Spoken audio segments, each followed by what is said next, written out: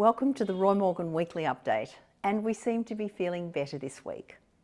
After 3 straight weeks of declining support, the Albanese government has regained ground this week, with support up 3% to 52.5%, ahead of the Liberal National Coalition on 47.5%.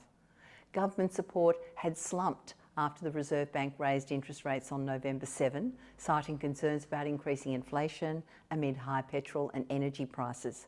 Since then, petrol prices have softened, and the latest speculation is that the Reserve Bank won't be raising interest rates until the new year.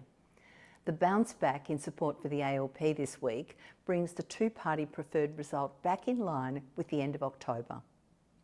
Roy Morgan government confidence has also bounced back and was up 4 points to 73.5. However, still, most Australians, 57.5%, say the country's heading in the wrong direction, and only 31% say the country's heading in the right direction.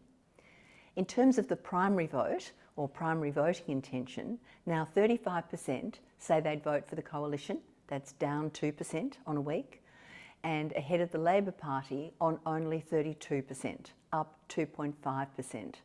A further 13.5% support the Greens, 5% support One Nation, while 9% support independents and 5.5% support other parties.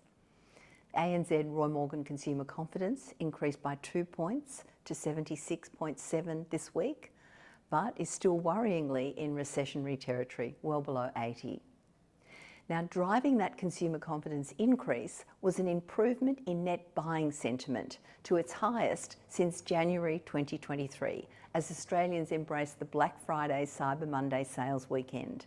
Now, 23% of Australians, that's up 4%, say now is a good time to buy a major household item, and 49%, down 3%, say now's a bad time to buy a major household item. That's a net rating of -26, which is still low, but nevertheless a substantial improvement over recent months. And inflation expectations fell this week, down 0.2% to 5.4%.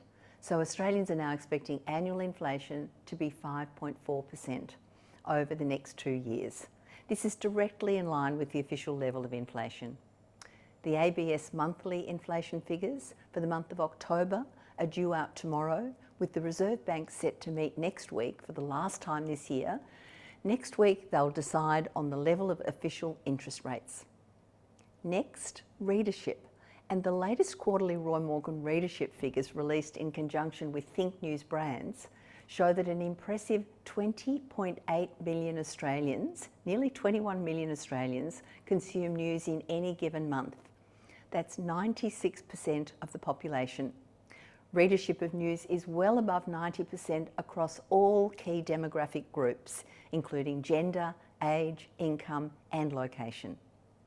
And the most popular news categories read by more than half Australians include property, read by 14.6 million Australians, sport, read by 13.2 million Australians, lifestyle and health, read by 12.5 million Australians, and entertainment and culture, read by 11.2 million.